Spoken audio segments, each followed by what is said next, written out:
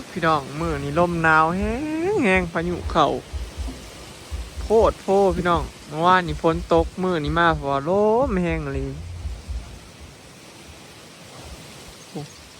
ต้นไม้จุสิหักเบิ่งกันพี่น้องต้นข้างหลัง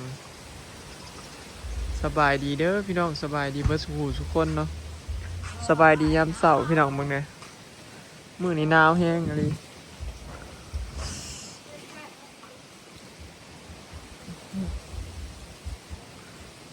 หนาวเย็นสุดๆเลยพี่น้องมื้อนี้ว้าโธ่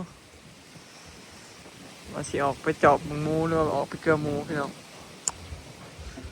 มันมีแดดเลยลงไปทางพูนเฮือนไม่เถ่าพี่น้องมึงเนี่ยลมแห้งเนาะมาเป็นบาทมึงนะโคตรโคตรรีพี่น้องมือนี้สงสัยสิได้ก่อไฟพิงทุกมือแล้วคันนี้อันนี้ทางบ้านหนาวแล้วพี่น้องเนาะบ้านทุกคนหนาวอยู่บ่เนาะทางนี้หนาวเลยเด้อพี่น้องเนาะหนาวแห้งรีมือนี้จะยืนยันถ่ายคลิปนี่ก็จะสิแข็งแล้ว หนาวพ่อแถมลมแห้งพ่อมึงไงได้ยินบ่พี่น้องเสียงลม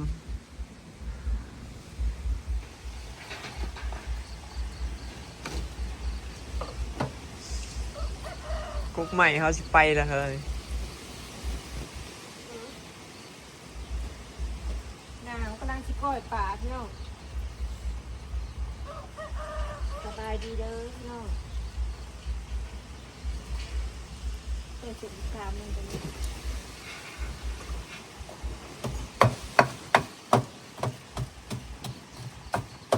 ก้อยป่าชื่อเจ้าพล่าว่านี่แหละ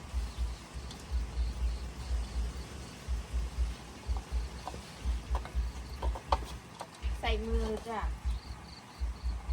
ซอยแล้วก็มาคั่นใส่สุกบีบสุ่มเอาแล้วก็ไปลวกมันก้อยพี่น้องมันแซ่บ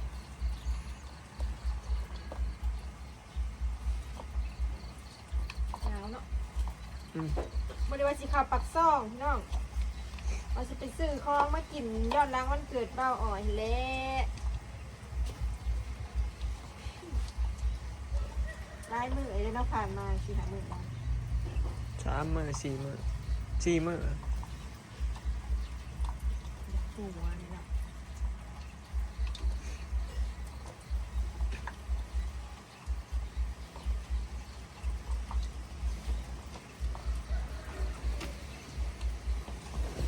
กดมันลงเลยนะ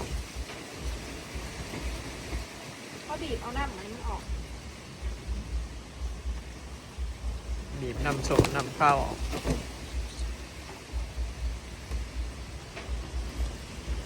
ป่าล้วนจัดป่ายาวๆหน่อยนอกจากก่อยจัดกันเห็ดอย่างอื่นต้องสร้างอะไร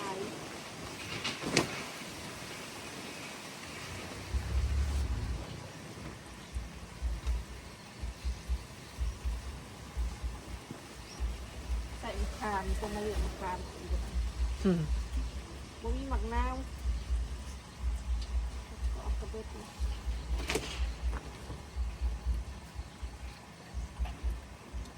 ผู้ใดเคยกินกล้อยปลาพี่น้องเขาจะก็ใส่มือแบบนี้เลยตั้งแต่ว่า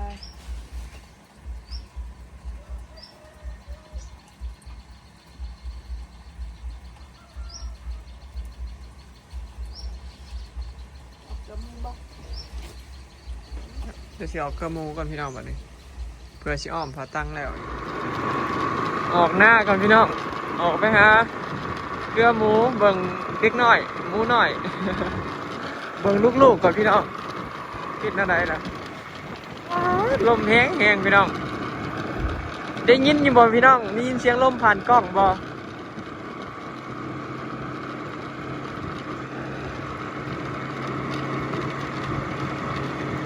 เบิ่งบรรยากาศยามเช้าพี่น้องเบิ่งลมหนาวมืดครึ้มเลยอย่างคือฝนติดตกน้ำก็ยังเต็มไห่หน้าอยู่เลยปีนี้ฝนดีแห้งเนาะ อ๋อกำลังมีเงินพี่น้องนี่มีเงินไปนำทุกวันตั้งแต่ได้หมูน้อยนี่มีเงินบ่ขาดเลยนะออกหน้ากูมือ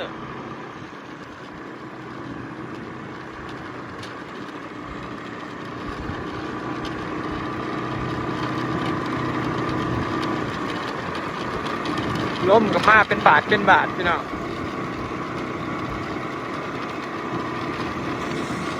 เย็นแทบแข็งเลยมือนี้เริ่มเข้าสู่เนี่ยหนาวเต็มตัวเลยแหละพี่น้องวันนี้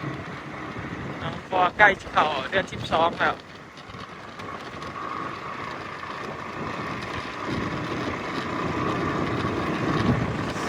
โอ้ย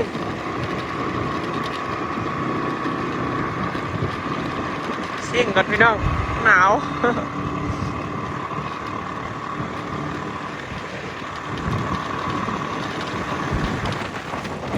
น่าจากบ้านกับบ่ไกลพี่น้องเห็นบ่แนมไปก็เห็นล่ะที่รถบ่พอ10บ่พอหานาทีดอกสาวซ่าพี่น้องใส่วอร์มแล้ว อันนี้ก็บ้านสวนพระธามีพี่น้องบ่ได้ไกลเนาะขี่รถมาแป๊บเดียวฮอดแล้วฮอดหน้าเขาแล้วนี่ถึงแล้วพี่น้องฮอดแล้ว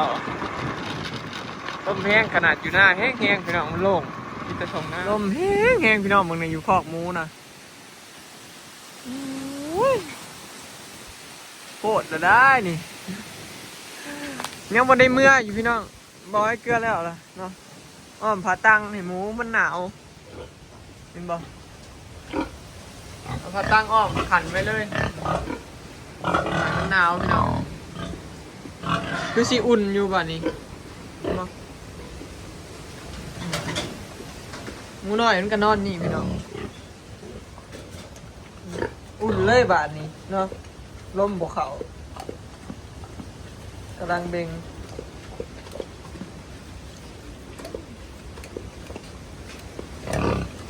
ครบรอบ4 วันแล้วหมูน้อยเดี๋ยวบอยสีธาตุเล็กให้เนาะแต่ยังสีให้อยู่นะแม่เนี่ยบอนนอนเพิ่นกับมันอยู่นอนอยู่นี่พี่น้องบอนี้ยากบอกบอนี้ยากต้องว่าให้นอนอยู่ไซได้เฮามันเคยนอนหลอดไฟบอได้มันอุ่นมันก็มานอนนี่เห็นบ่นี่มันจืดพี่น้องหมูมันสลัดเด้บ่แม่นว่ามันบ่สลัดได้หมูนี่กับเรื่องของสลัดนี่สลัดเด้พี่น้องฮู้จักเบิดอย่างกันกอกนุ่งกอกน้ำนี่ก็ฮู้จักดูดละไวขนาดฮะก็คือเอาหมูน้อยออกไปฉีดทานเล็กเนาะบ่แม่นอ้วนขนาดนั้นยังไม่ได้ฉีดทานเล็กเลยได้ฉีดทานเล็ก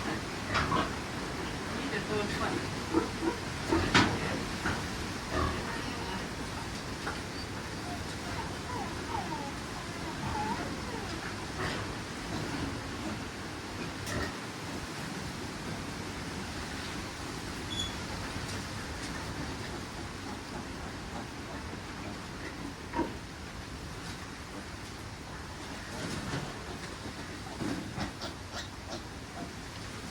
เด็กมันจะดื้อนะเนาะมันจะดื้อมันอย่ามันไปดูดเขาตัดอย่างเงี้ยเขาตัดสั่นมันเป็นเศร้าไว้อยู่เขาเพิ่มเป็นเศร้าเขาก็เบิกเนาะว่าลังโต้มันก็ไปดูดจะดื้อกันอีก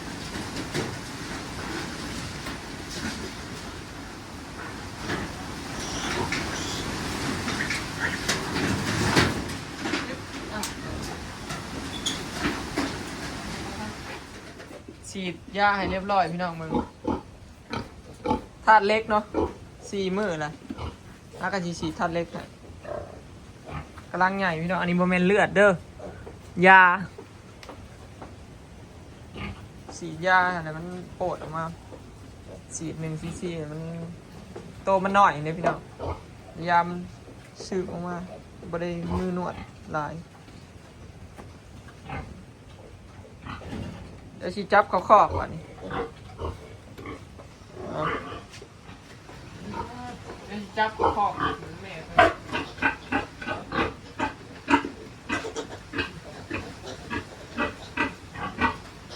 เป็นง่ายๆไว้ดูไว้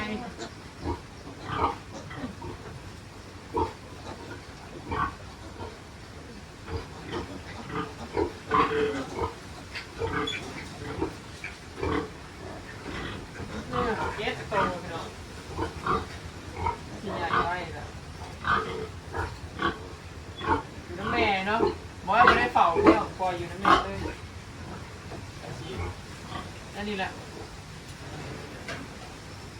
ยังอีกประมาณ21มื้อจะเคี้ยวออกนมเนาะ25มื้อออกนมพี่น้องสอด25วันเอาออกนมแล้วก็มาอยู่คออนุบาลหา7มื้อเนาะออกนมแล้วก็ต้องมาอยู่คออนุบาลอีกเด้เพื่อเอาสิคายได้นะพี่น้องแม่นงานอยู่คออนุบาลแล้วจังคายได้เนาะหา7มื้อคออนุบาลอนุบาลเขาประมาณหา7มื้อจะคายเนาะเราพังเบิ่งพี่น้องบอยสิคุ้มหรือว่าไหนหาเบิ่งเนาะเดี๋ยวคิดเดี๋ยวเบิ่งก่อนว่าหาหมูมันตัวนี้ออกหัวหมูอีแม่ก็เดือน12นี่สิออกเลยว่าสิคุ้นหรือบ่เพราะว่าชุมนั้นมันก็มาอีกแล้วชุมมันหมูซื้อมาใหม่มันแล้วเดี๋ยวไปไล่เบิ่งก่อนพี่น้องเพราะว่าข้อเขามีอยู่2ข้อเนาะนี่แหละเนาะขังเรียบร้อยก็ตั้งนะบ่หนาวเลยแหละบัดนี้เนาะโอเคเนาะพี่น้องคลิปนี้ก็สิขอเก็บภาพบรรยากาศไว้ชั้นนี้เด้อเนาะไปแล้วสบายดีพอกันคลิปหน้าเด้อ